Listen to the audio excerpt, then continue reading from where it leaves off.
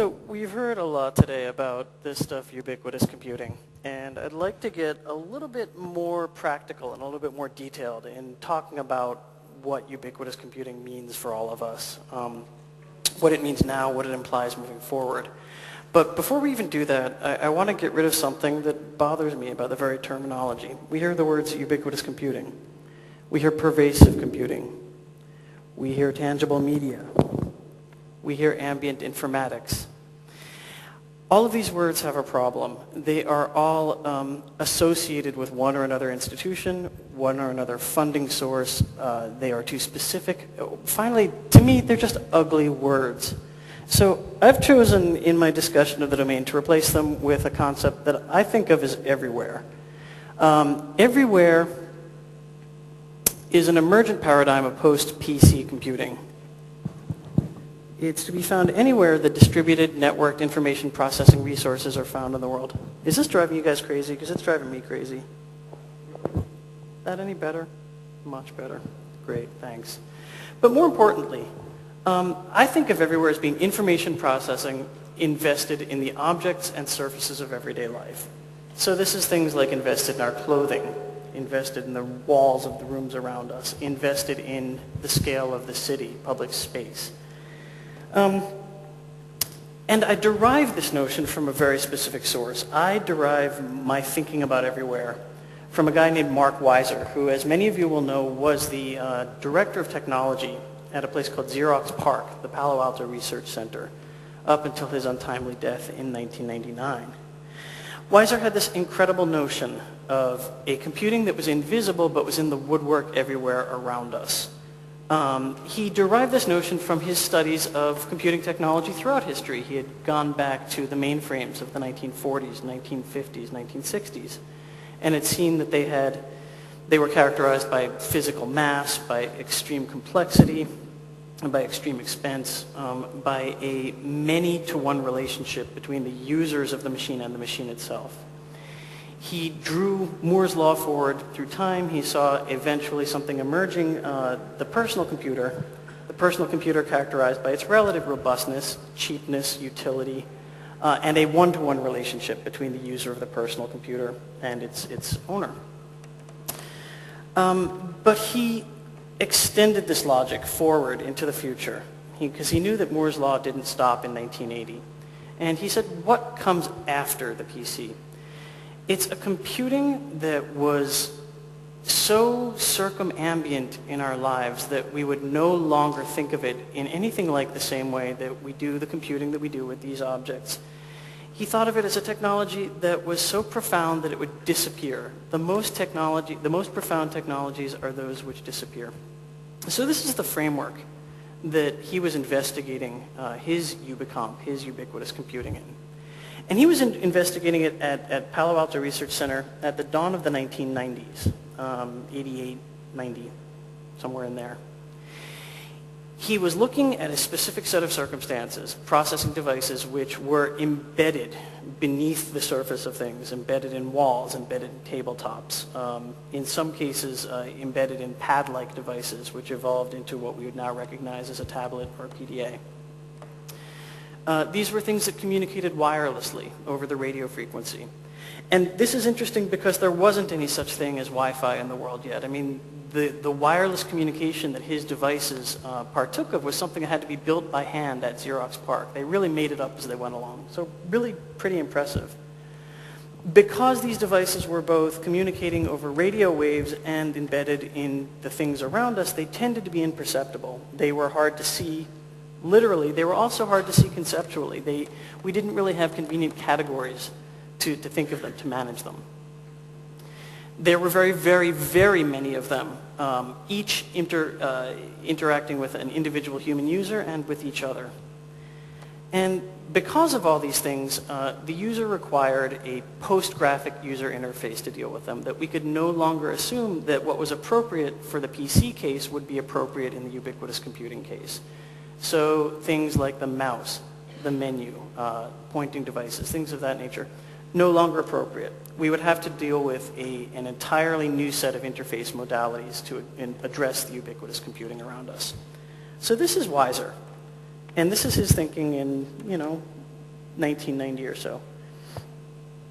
But I think we can see, and we've heard many, many times today, and we'll have some examples in this talk, and you'll have examples that are familiar to you from your own lives, that what was speculative in 1990 is daily practical reality in 2007.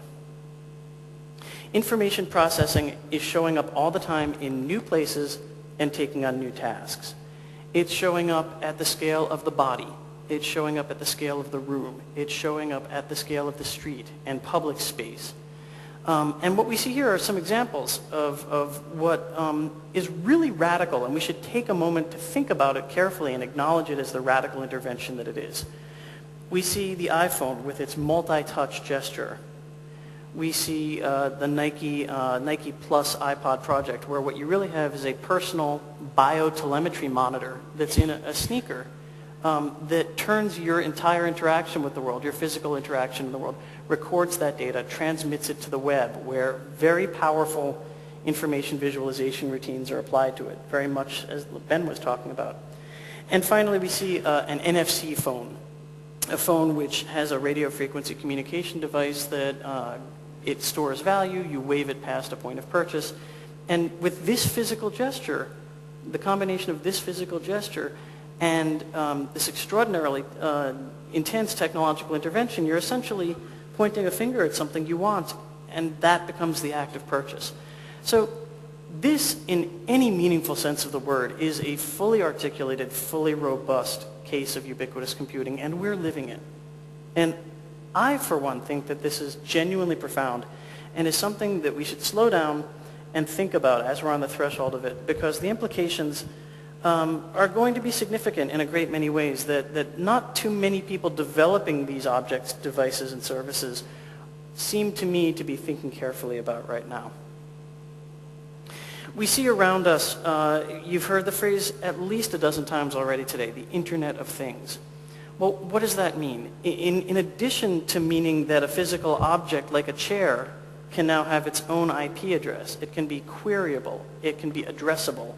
If there are sensors embedded in that chair that communicate with the World Wide Web, I can query that chair remotely to find out if somebody's sitting in it at this moment or not.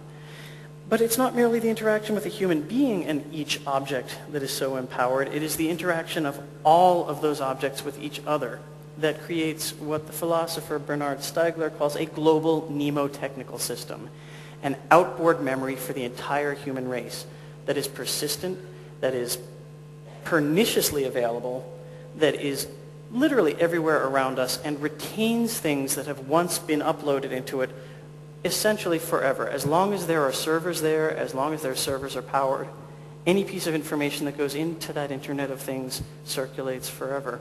And these are things as varied as personal biometric monitors. These are things like RFID infrastructures like we see with transit passes. These may be sensors that are buried beneath the flooring.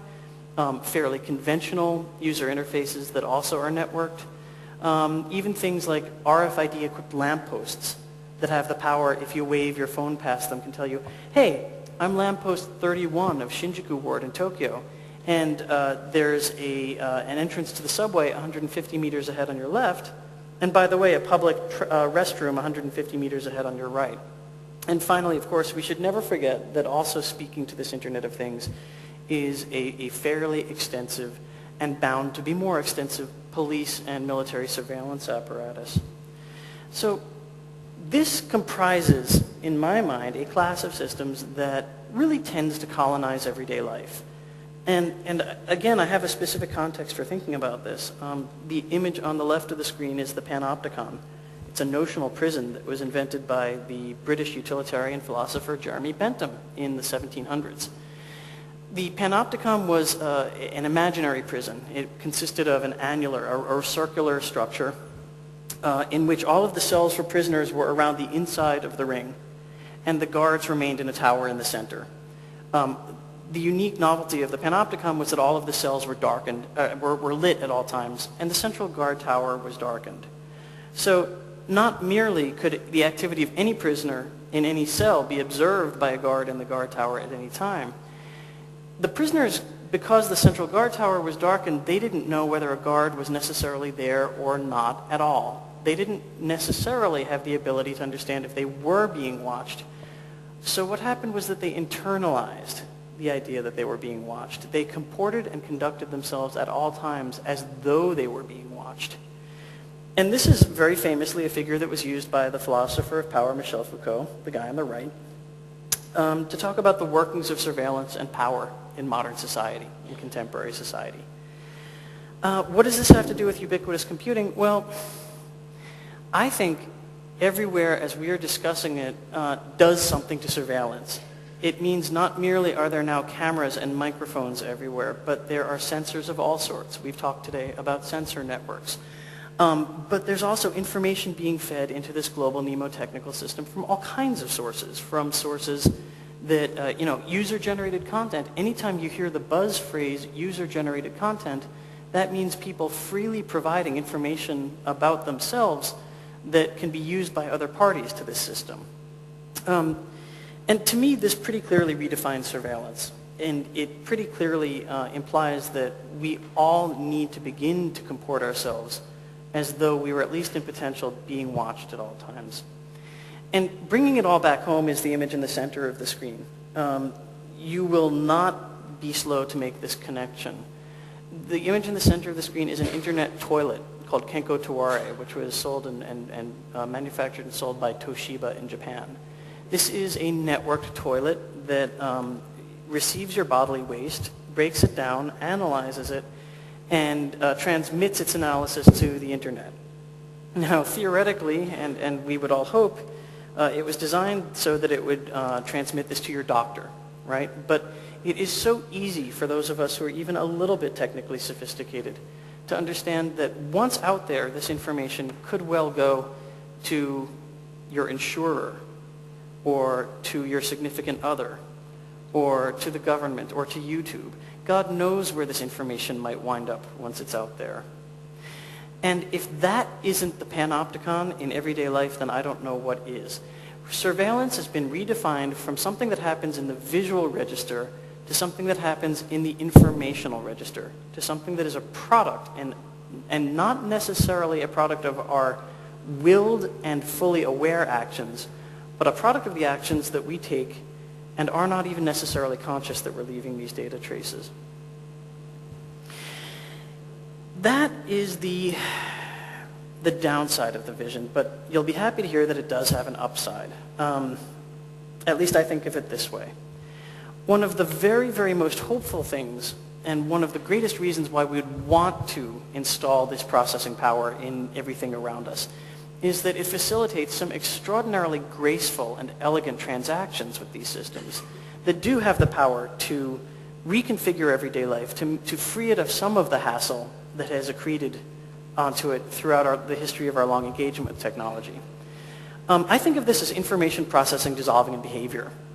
And this is a riff on something that a Japanese designer named Naoto Fukusawa says. He talks about design, dissolving, and behavior, where something has been so carefully designed in the presence of such detailed ethnographic knowledge that the design intervention effectively disappears from the scene. I think Everywhere has the power to do this as well. And the example I'm going to give is the RFID transit infrastructure of Hong Kong called Octopus. This was, a fairly standard near-field transit pass. You were supposed to, in the eyes of its original designers, you were supposed to take this transit pass and tap it on the reader and then pass through the turnstile on your way into the transit system. What young women in Hong Kong found out, presumably through trial and error, because I'm damn sure that nobody ever taught them how to do this or told them how to do this, was that the range between the RFID tag in the card and the reader in the turnstile was sufficient that they could leave the card in the bottom of their handbag, and they could, as they walked through the turnstile, swing their handbags over the reader and keep moving on without breaking their natural pace. So this astonishingly elaborate technical transaction between the card and the device that goes through this lovely ballet of identification, authentication, transfer of funds, all of that takes place in a third of a second, which is less time than it takes to walk through under natural speed. Something that previously was a hassle, like that caused people to undergo delays at turnstiles that cause them to stop and have to queue up has now been abstracted into this really lovely gesture. And to me, that is the upside. So I want you to bear those two poles in mind. On the one hand, we have the specter of genuine panoptical surveillance, and on the other hand, we have the promise of a certain lightness of spirit that enters our engagement with the world as a result of these interventions.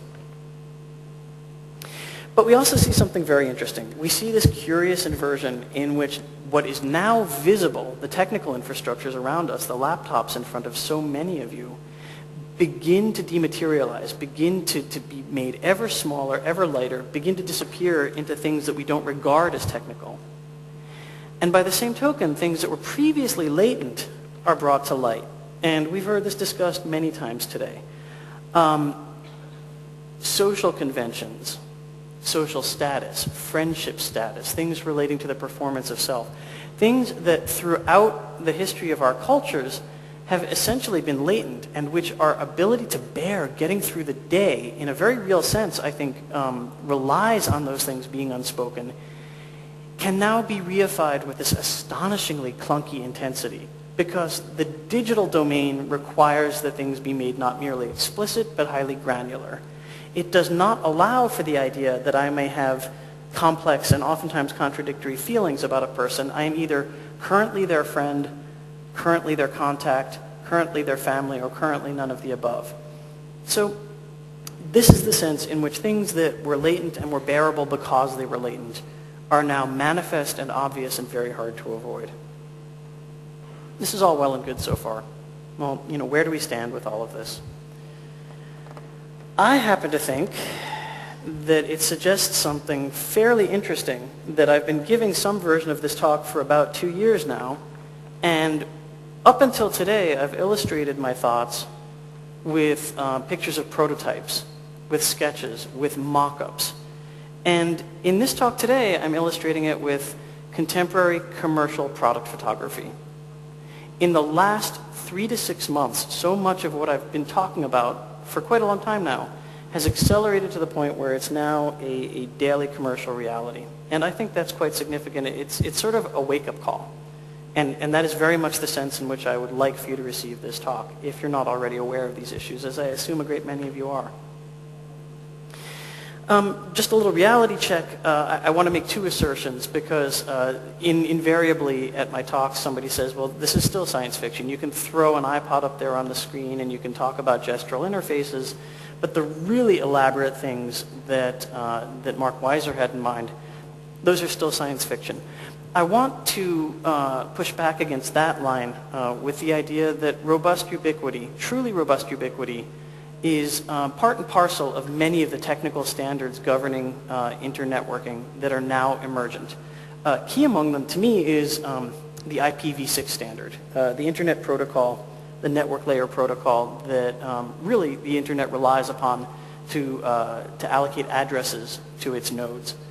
The current version is called IPv4, and for our purposes, the really interesting thing about IPv4 is that we've run out of space. There's essentially no more address space in IPv4. We have this emergent standard called IPv6.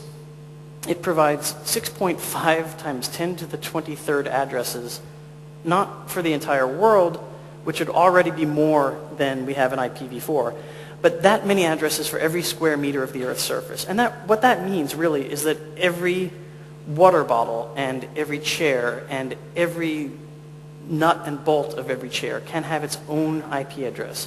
Every part of everything can be a node of the global network. And that's significant. We also see technologies like ultra-wideband networking, like WiMAX, things which give us, and these are, again, still in the next year or so, but at least at this point this year, I feel very confident saying that because we've seen so much of this happening very, very recently.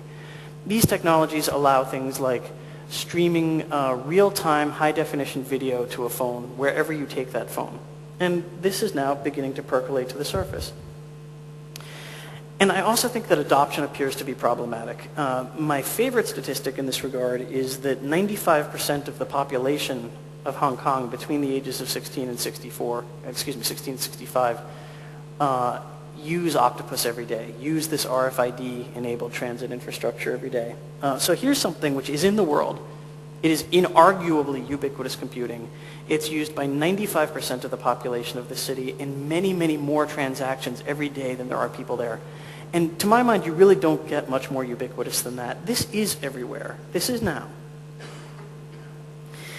And I think we'd better start paying attention to this as designers, or at least as the kind of designers and the kind of people who want to build things that people will value. If we're serious about the proposition of wanting to build things that users and customers will enjoy, will find useful, and will find pleasurable, we need to take account of some things that the designers of the laptops that we use and the designers of the mobile phones that we use have never really, if they have considered it, I hate to say it, they haven't done a very good job of it, with certain minor exceptions. Designers of PC-era informatics have really never thought about some of these issues. This is really serious to me. This, in and of itself, implies a vastly expanded ethical responsibility on the part of the designer. Everywhere can be engaged, even in the absence of an active conscious choice to do so. When you are moving through a sensor network and the rhythm of your footfalls is being read and is being used to assign a unique biometric signature to you, which is then used to track you, you're not necessarily aware that those sensors are there. So how have you chosen to use that? In what sense are you a user? This activates my concern. And there are really three ways in which this is important to me. The first is the case of inadvertency. People make mistakes, right? I mean, I'm a user experience guy by background, and something that I see constantly and that I think we all relate to is that we press the wrong button, we click the wrong link. This is part and parcel of being human. This is part and parcel of the human interaction with digital technology. In Everywhere, this has potentially catastrophic impact if not planned for. For example, when geolocational systems are capable of specifying my real-time position to extremely high degrees of precision, it makes a difference whether I transmit that information to nobody, to only a close circle of friends, or to everybody who asks, right? What happens if at that moment I hit the wrong button and I'm not made aware of that? And all of a sudden I'm telling anybody who asks exactly where I am. Well, you know, it would be nice if we were all sufficiently charmed and blessed that none of us had to worry about other people knowing where we are. But I think we can all think of real-world cases where you probably don't want other people to know where you are. So the first case I'm thinking of is the case of inadvertency. I didn't mean to hit that button. I can't undo it. We need to watch out for the user who engages the functionality of Everywhere in the inadvertent case. As I've mentioned, we also need to watch out for the person who engages Everywhere unknowingly. I didn't know. I wasn't aware when I bought it that this sweater had sensors woven into its very fabric that are going to pick up my heart rate and my pulse and my respiration and are going to beam them to the web where people can get a real-time picture of my health status. Okay, admittedly, is this a far-fetched case? Yes, it is. But there are plenty of instances in which people can engage this stuff unknowingly. And finally, and most seriously to me, the case of unwillingness. And this is a very, very real scenario where we may fully consciously, out of our own beliefs, ethics, moral universe, value system, whatever, have decided that we have no wish to engage this sort of infrastructure. And yet through the force of exhaustion, or by expedience, or by social convention, or by local law or regulation, we are compelled to engage these systems. These are cases particularly where my moral authority, your moral authority, has been abrogated. Somebody has done an end run around it. Well, you know, it seems to me that we still have both rights and responsibilities. In this case, I'm very much interested in the rights. I'm very much interested in the rights of the person exposed to a system despite their clear indication that they have no desire to do so. And these cases were really just immaterial in the PC case. This never came up in the context of PC computing, but in Everywhere it's likely to happen, and quite frankly, likely to happen in more cases than those in which people engage the functionality knowingly and volitionally. We've heard a little bit today, at least those of us who saw the presentation before, on abstracting patterns from reality and abstracting patterns from mobile phone use. that meaningful knowledge of the world can be derived from machine inference. Well, whether it can be or not, whether we believe that that is accurate or not, we're reasonably sophisticated here. We may have our doubts about that. But you had better believe that there will be people in the world who will think that machine inference is a credible way to build knowledge about the state of the world and the state of the people in it. And you had better believe that they will thereafter enact power knowledge as what I think of as differential permissioning without effective recourse. And that's a whole mouthful of words, but what it basically means is if I can be identified by the pattern of my footfalls as I'm approaching a doorway, and the person who owns that doorway has decided that I'm not to be allowed to pass through it, and so the door remains closed and locked to me as I approach it, but I've never been notified of this. When I get to that doorway and I can't get through it, who do I turn to?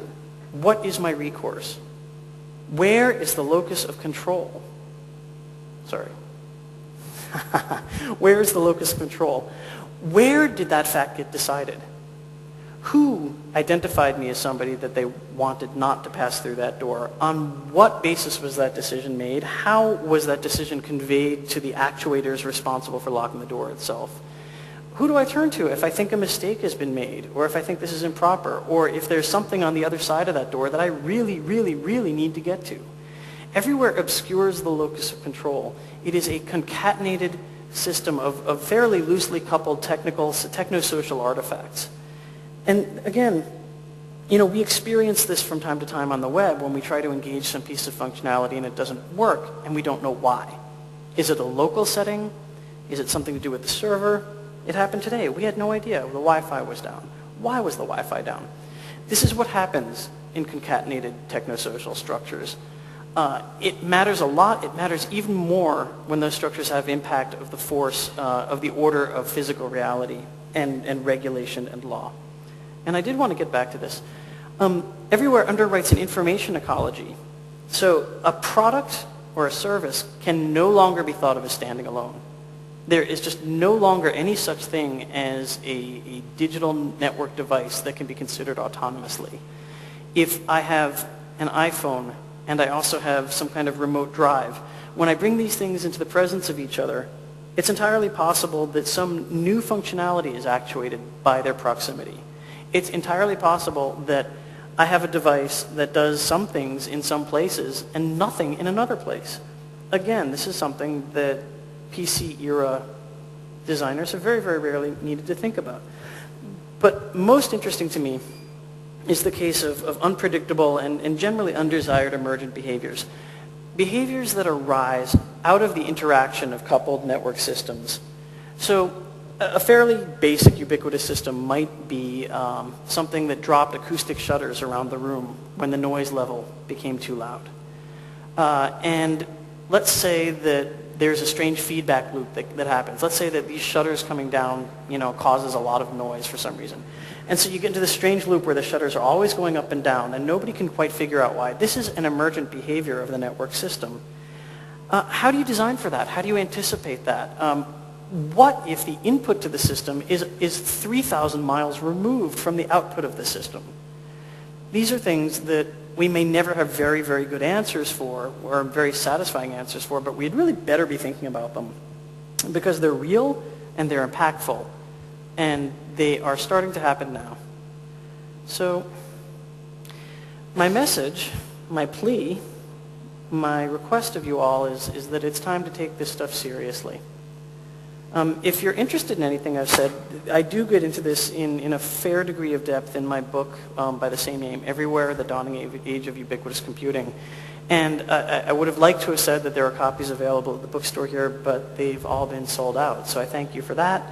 And I thank you for your time and your attention. It's been great being here. Thanks so much. Yeah, then, some questions? Always. Yeah, Frederick. You give a very vivid representation of this world of transparency. I wondered whether there's, in your vision, a place for fake information or for masquerade in this future world? I mean, could we imagine that some form of resistance would actually, well, take into account this network for actually producing completely faked life? Yeah, I don't see any way to avoid that. I mean, is this turned off better?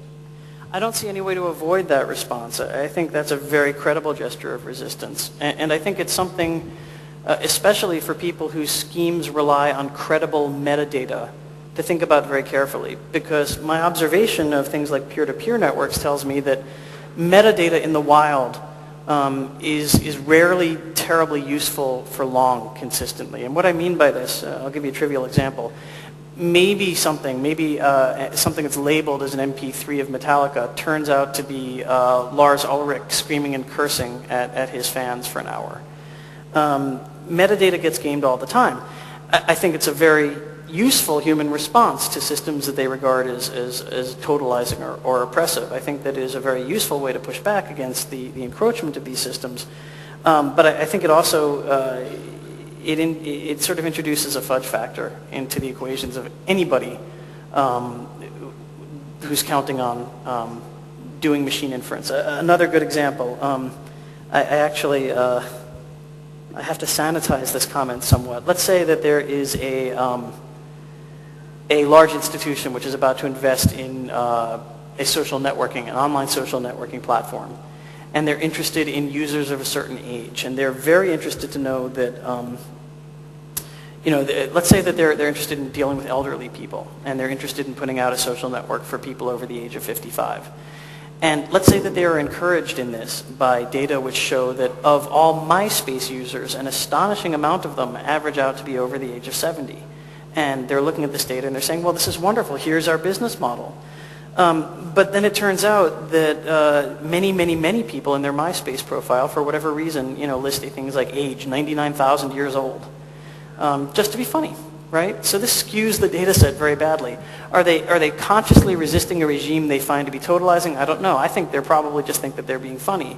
But there's a certain naivete that happens when people look at that data in the aggregate. That unless they apply some fairly sophisticated pruning to eliminate the edge cases, I guess it's not that sophisticated, but I will say that it doesn't get done.